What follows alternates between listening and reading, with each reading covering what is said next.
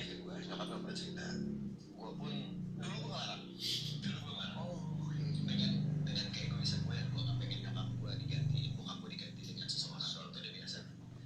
Cuman ya makin lama makin gue sadar bahwa ya mungkin nyokap gue butuh seseorang sih. Mungkin nyokap juga butuh kasih sayang yang anak-anaknya pun gak bisa ngasih gitu.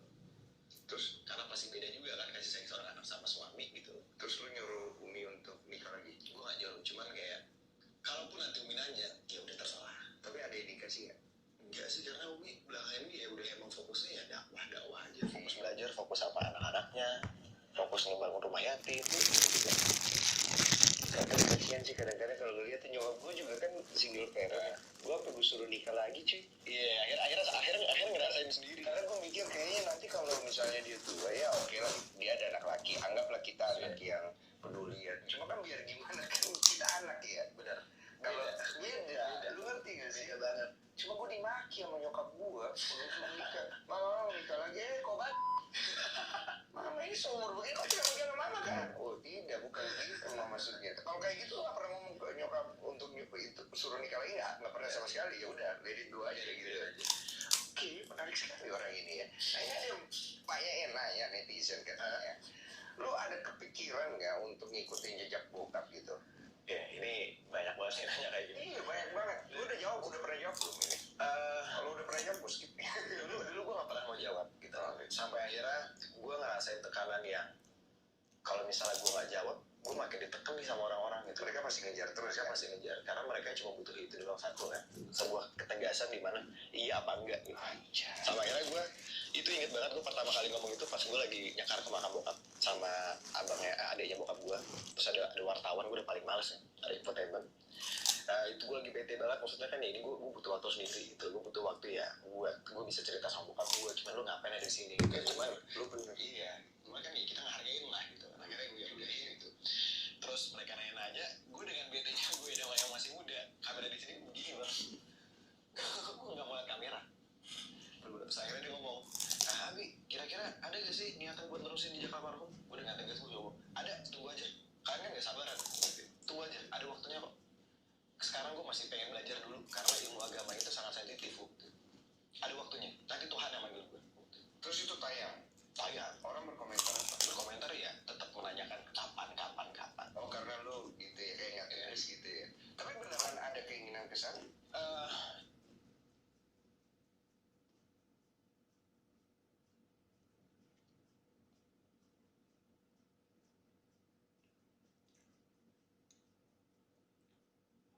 Halo Ri, ayo lagi ngawal.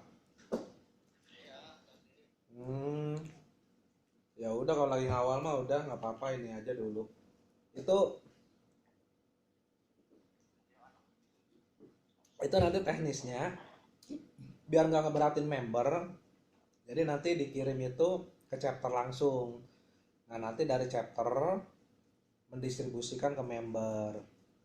Jadi eh, momen yang tepat buat chapter untuk membuat member-member itu kopdar. Ngerti maksudnya? Iya. Jadi kan ya lu berkomunitas ya harus meluangkan waktu dong buat komunitas gitu loh. Kalau cuma karena kesibukan dan kerja lu yang udah menyita waktu, lu ngapain gabung komunitas, kan gitu logikanya. Tuh. Jadi yang namanya ongkir itu ya kita memang bilang saja akumulatif, apa namanya, dikondisikan dikumpulkan dalam satu chapter, nanti chapter yang mendistribusikan gitu. Kan momennya pas tuh, nanti mereka ntar ada kopjip, ada santunan atau apa, atau ada kegiatan lain gitu, nanti kasih biar juga member semangat gitu loh. Paham kan maksudnya ya? Mm-mm. Nah nanti Om Oki akan jelasin tuh, karena tadi ternyata ada cut off. Nanti Om Oki akan jelasin mekanisme seperti apa. Nanti bisa tanyakan ke Om Oki juga di sana gitu loh ya. Masih kenapa?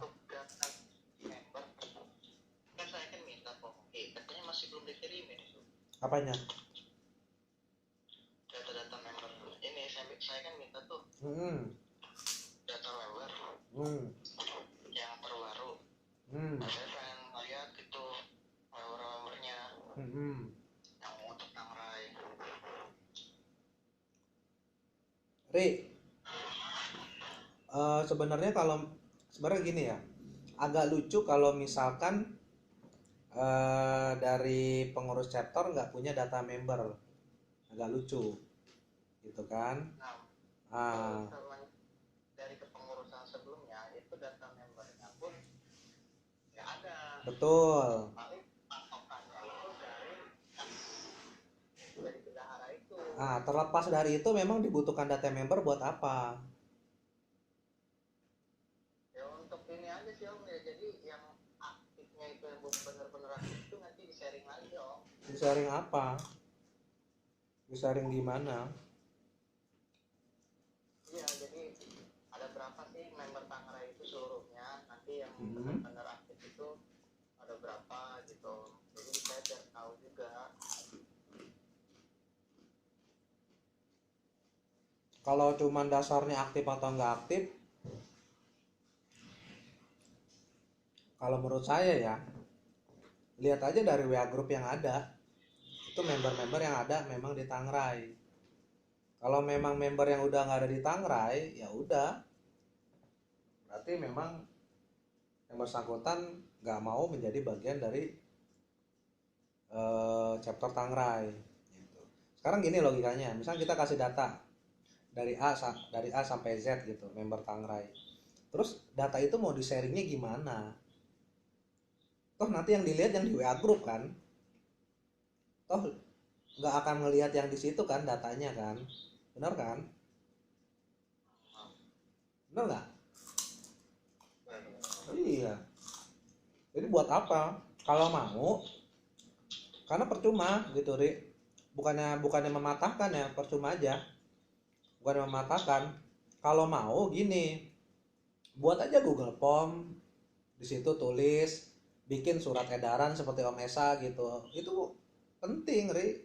Bukan cuma pengpus, surat edaran dari chapter gitu untuk member, untuk misalkan mengisi Google Form untuk pemutakhiran data. Kan lebih enak tuh kayak gitu.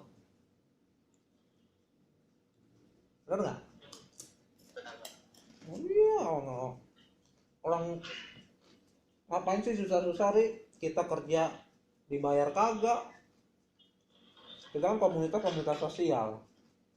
Pokoknya yang Kalau apa namanya untuk CM gimana Om? untuk apa? Untuk CM pemesanannya berapa itunya Om? Kok CM? Kok pesan ke kita? Coba koordinasi di pengcap atuh. Iya kan ada nih member yang mau join. Terus? Itu untuk biaya reviewnya namanya berapa Om dari pusatnya? Oh, ya itu nanti mau di itu kan belum ada surat edarannya, nanti juga di share. Ada paling besok di share nanti hari Rabu. Tenang aja kalau itu. Mm-mm. Nah, yang santunan tuh segera di-push tuh RT tuh karena waktunya sebentar lagi mepet.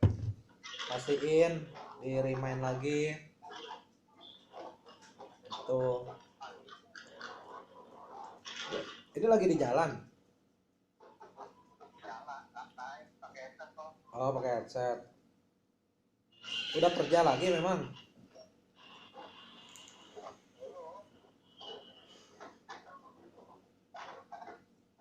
Nah, kenapa? Samping-sampingan aja. Oh, ya udah. Apa yang penting kerjaannya sampingannya yang halal, yang barokah, nggak masalah.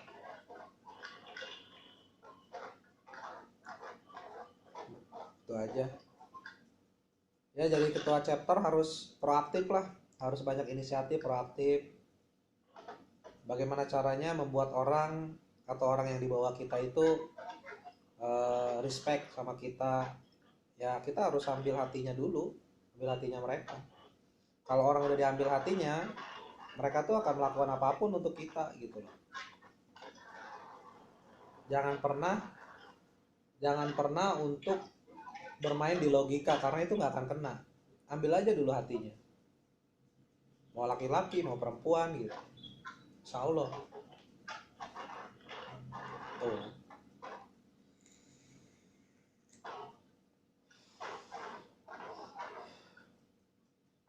Ya udah paling gitu aja ya, nanti kasih tahu aja di kolektif di chapter. Jadi ongkirnya itu di apa, dibayarkan oleh pengurus pusat, nanti chapter ada distribusikan. Jadi pas momennya tuh pas ada acara kumpul, ayo datang, nanti kita kasih stiker CM-nya gitu. In case misalkan, oh om saya mau dikirim aja, ya monggo aja, ongkir dibayar oleh member, monggo. Itu juga apa namanya, dipersilakan gitu, apa-apa. Tapi saran Mesa sih mendingan. Kenapa? Iya, stiker cuma satu aja di belakang, nggak depan belakang. Jadi modelnya itu ntar seperti stiker ID running, itu bisa di-collect sesuai dengan ID-nya gitu. Iya. Kenapa? Iya, maksudnya rugi di ongkir.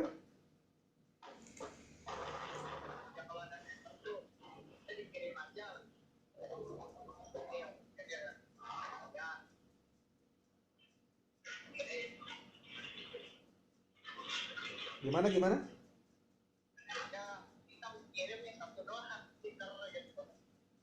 Kan di luar ongkir kan, artinya member itu yang bayar lagi ke pengurus chapter gitu loh.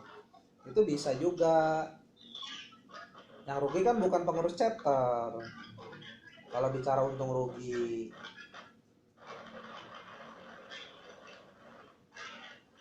Tapi saran saya, distribusikannya itu pas melalui kegiatan-kegiatan, biar teman-teman juga semangat datang gitu loh. Ya udah, itu aja deh ya. Ya, Assalamualaikum.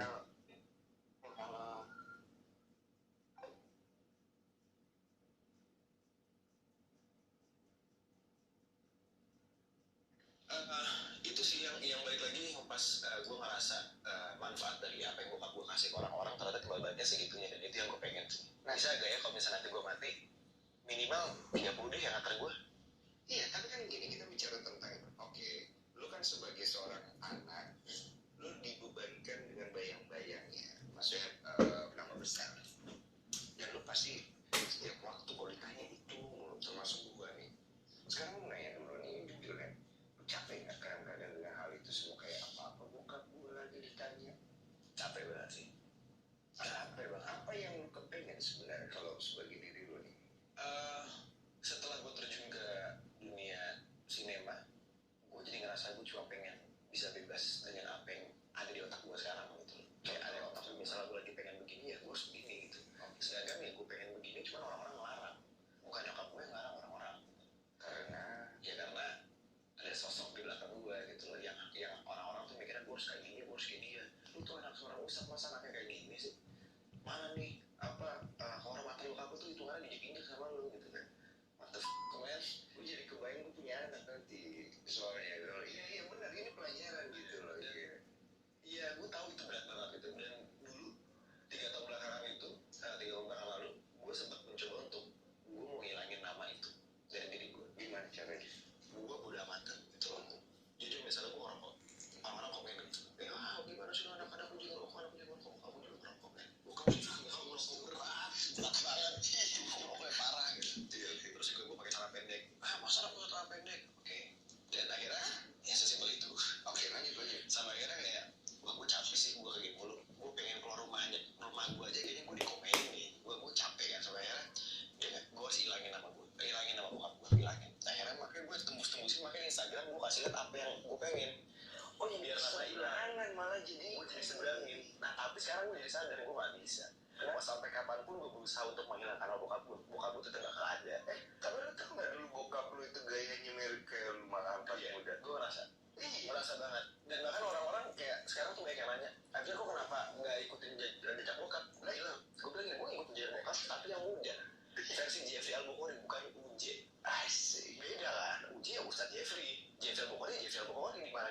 seniman.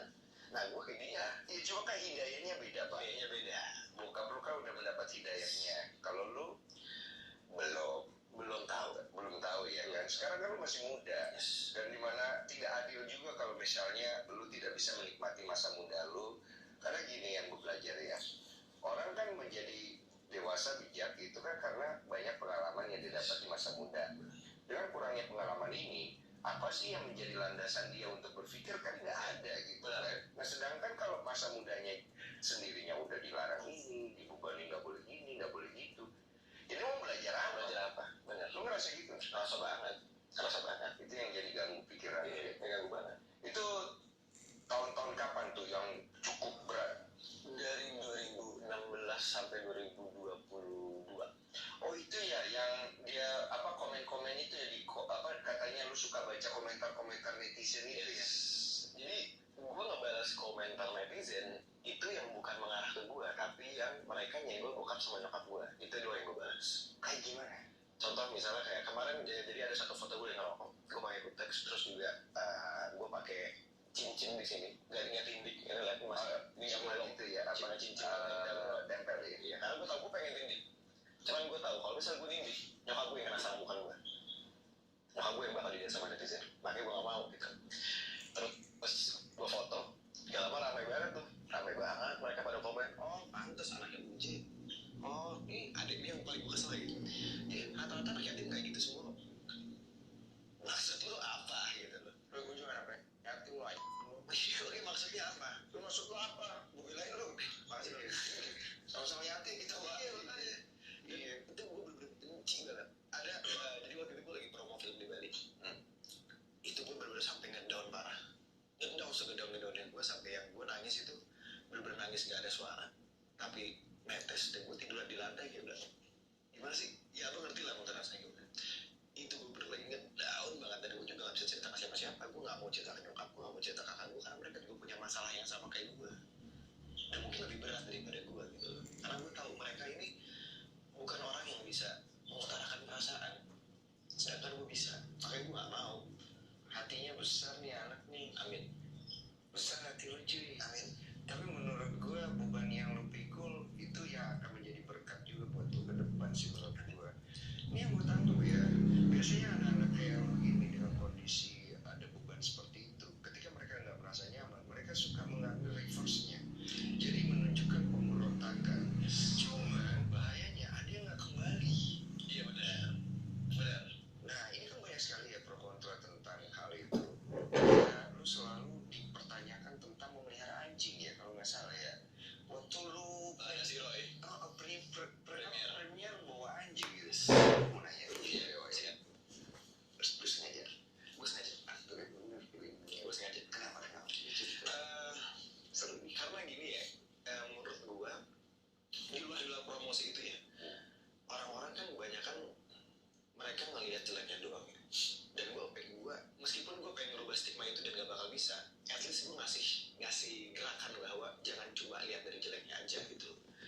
Kenapa gue bawa anjing itu menunjukkan bahwa kita sesama makhluk Tuhan gitu, sama-sama menghargai. Oke lah, boleh lu bilang itu najis, cuma masa lu mau najisin makhluk Tuhan, ciptaan Tuhan gitu kan nggak mungkin gitu. Lu tetap sayang. Dan kenapa gue bawa anjing, gue kasih tahu ini ada caranya kok buat lu, ada orang-orang Islam yang lu suka sama anjing, lu bisa bersihin najis, bisa dibersihin. Betul. Bukan berarti dengan lu tahu lu bisa nggak bersihin bukan berarti lu harus ngejauhin itu anjing yang lu bilang itu najis, enggak. Nah kalau dari orang-orang kerabat-kerabat kayak sesama ustadz gitu, ada nggak yang kayak negur lu langsung karena perihal kayak gitu? Nggak ada. Nyokap gue aja nggak. Gue ketubi sama nyokap gue, ada kucing ada anjing, gue main sama dua-duanya, nyokap gue yang fotoin. Nyokap gue dengan phone cadar aja nggak kayak gitu. Mau nanya dong, maaf agak miring dikit ya. Islam seperti apa sih yang diajarin oleh bokap sama nyokap kalian? Gue pengen tahu ya. Jadi bokap sama nyokap itu ngajarin agamanya itu santai. Misalnya kayak, ayo baca Quran, nanti baca Quran kalau misalnya bisa selesaiin semuanya Quran, dapat duit segala macem. Ya kita dapat imbalan gitu. Dan nggak cuma itu, maksudnya santai dalam arti itu bukan yang strict. Baca Quran kalau nggak bisa betul, itu enggak. Oke. Yang selalu ngelihat sisi baik dari semua sudut pandang. Itu bokap gue. Contoh misalnya kayak bokap gue dulu punya temen, dia masih narkoba di dalam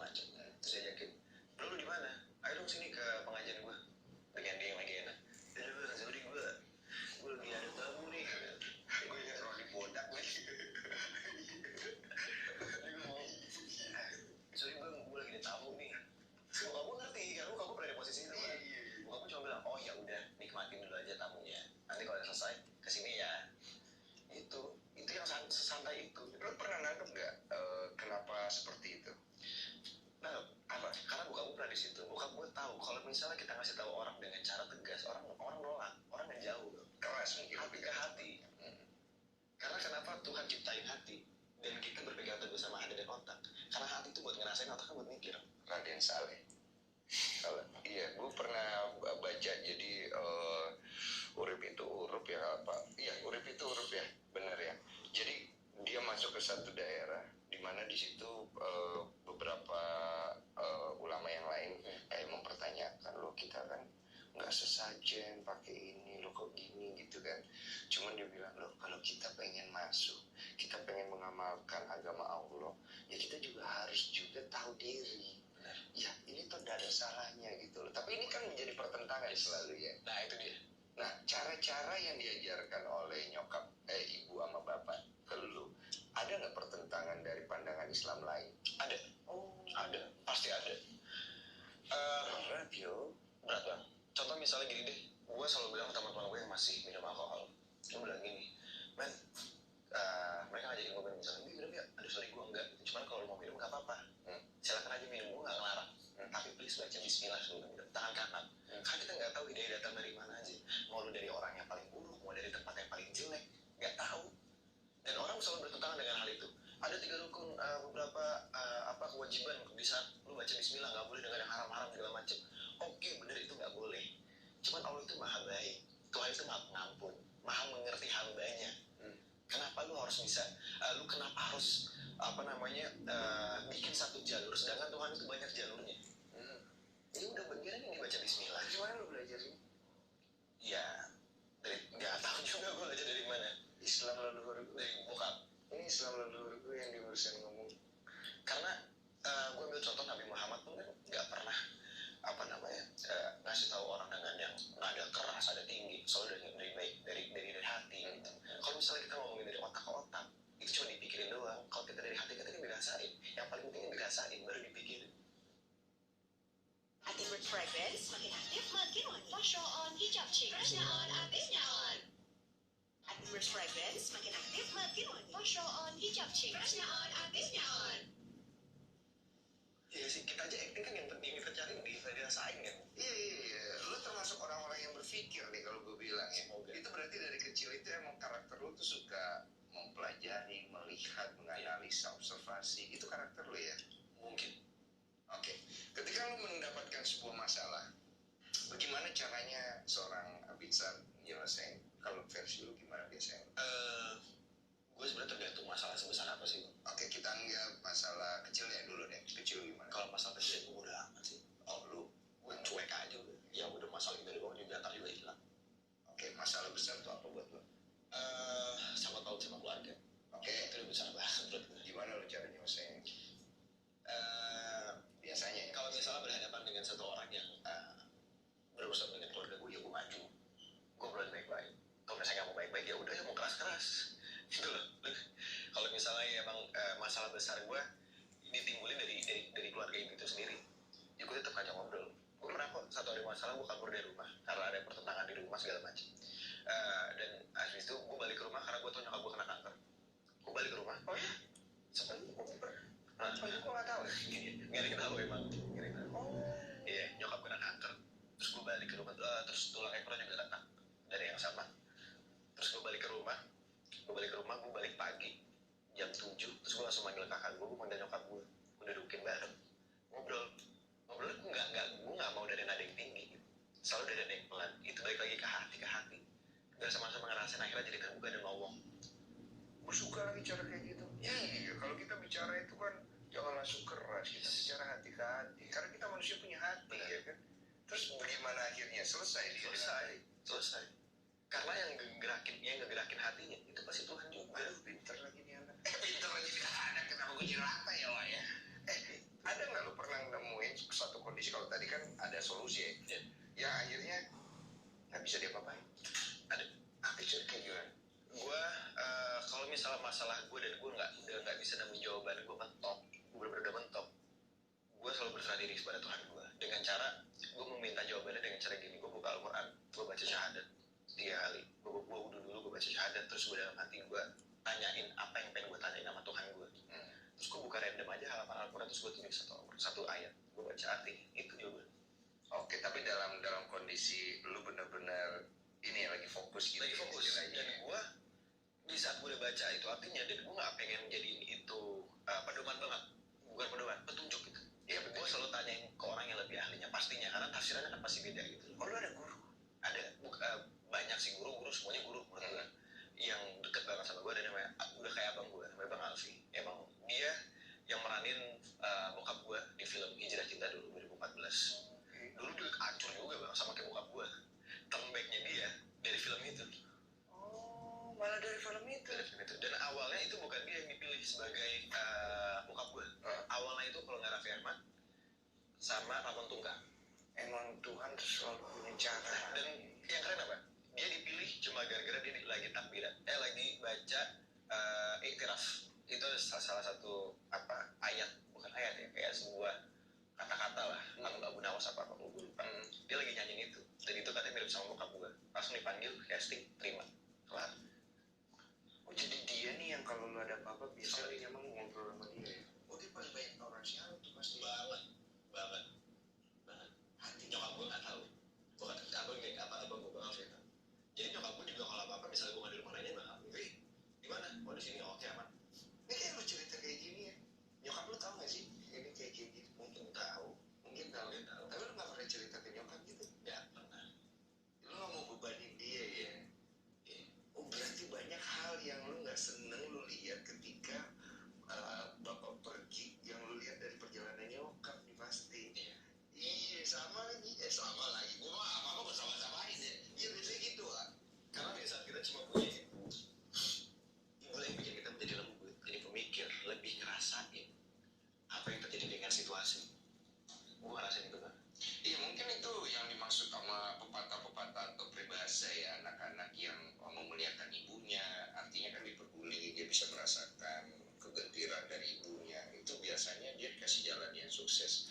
Karena akhirnya memang secara logikanya ya, kita tuh jadinya meringankan, bukan jadi anak yang memberatkan. Cuman kontroversi lu di luar itu sempat nggak akhirnya mengganggu ibu lu gitu-gitu? Sempat nggak ada ibu lu negur? Umi ada sempat negur? Lebih ke hati-hati aja sih sebenarnya. Lebih ke sana, nasihat aja. Nggak pernah negur. Nyokap gue nggak pernah negur. Karena nyokap gue tahu gue. Nyokap gue tahu gimana cara gue berpikir. Nyokap gue tahu gimana cara gue bertindak. Pinter. Makanya biarkan Abizar jadi Abizar. Dia tahu kok batasannya. Nyokap gue selalu kayak gitu. Bahkan di saat gue lagi dihujat, nyokap gue selalu ngebela gue. Kalau gue tahu, udah jangan dibela. Gak usah ngebela saya. Ini kesalahan yang gue buat gitu. Jangan bela gue. Yang ada tahu yang kesalahan. Iya, nyokap lu tahu lu sih. Nyokap gue tahu gue.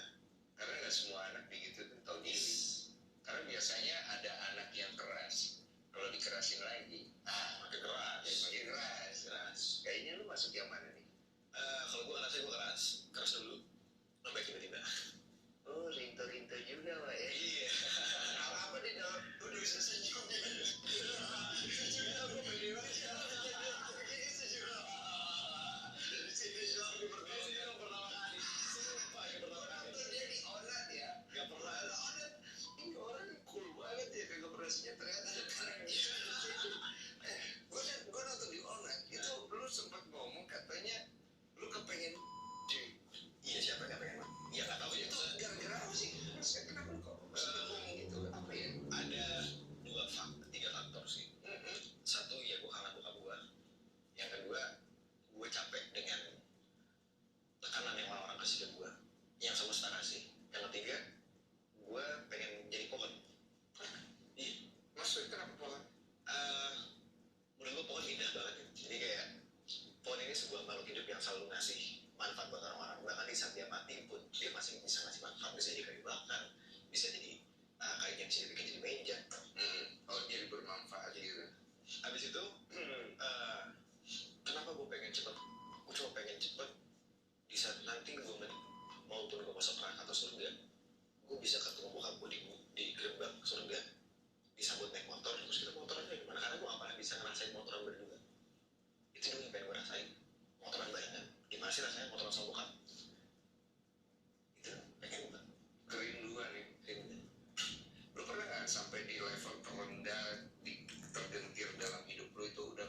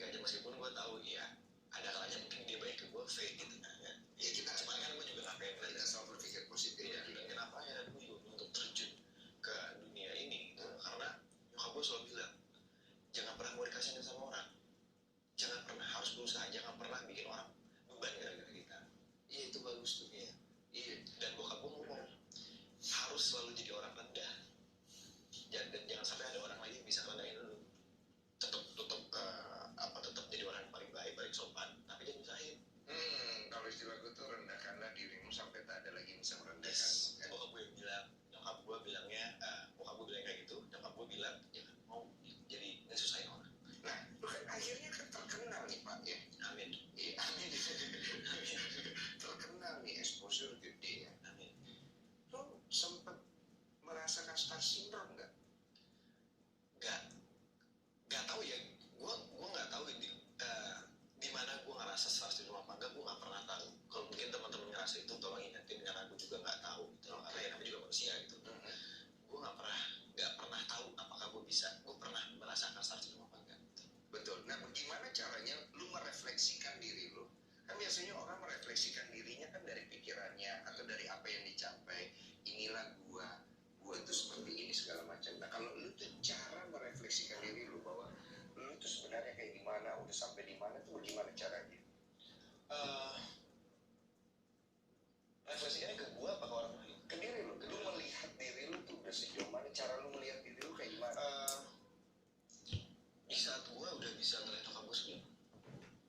Kenapa? Dia, gue bisa ngeliat gimana nyokap senyum dia benar-benar terharu sama bahagia. Karena beda dengan gue pengen, gue ngerasa diri gue udah sukses ataupun apapun itu. Di saat gue bisa ngeliat nyokap gue senyum terharu. Iya, ada ceritanya tuh Mas. Sama lu masalah itu, Soalnya punya momen kayak sama nyokap gue. Gue pernah banting TV. Ini gue cerita dikit ya, karena momennya aja. Jadi waktu itu gue dari kecil itu nyokap gue keras banget sama gue. Gue sering dipukul, dia disiplin banget deh. Kalau dia udah pulang jam 5. Dan gue ngerasa nyokap gue ini bukan nyokap, lebih kepada ibu tiri ya. Nah pas gue umur 26 kalau nggak salah, waktu itu kan gue udah bisa cari uang sendiri segala macem. Akhirnya rasa benci dan kemarahan itu terluapkan karena ada satu momen. Di situ gue ngamuk cuy. Gue tuntut nyokap gue. Gue bilang, mama tahu dari saya kecil, mama terus pukul saya, injak saya, ini saya, itu saya. Mama terus mau atur saya punya hidup. Jadi kita luapin semua ya. Pokoknya anak durhaka ya. Dan gue ngerasa omongan gue itu memang udah paras paling parahnya saat itu gitu. Mama tahu saya gimana punya penderitaan air mata di jantung kan. Nyokap gue itu kan nggak bisa ya. Kalau kita lebih besar suara dari dia, pasti dia akan lebih besar lagi.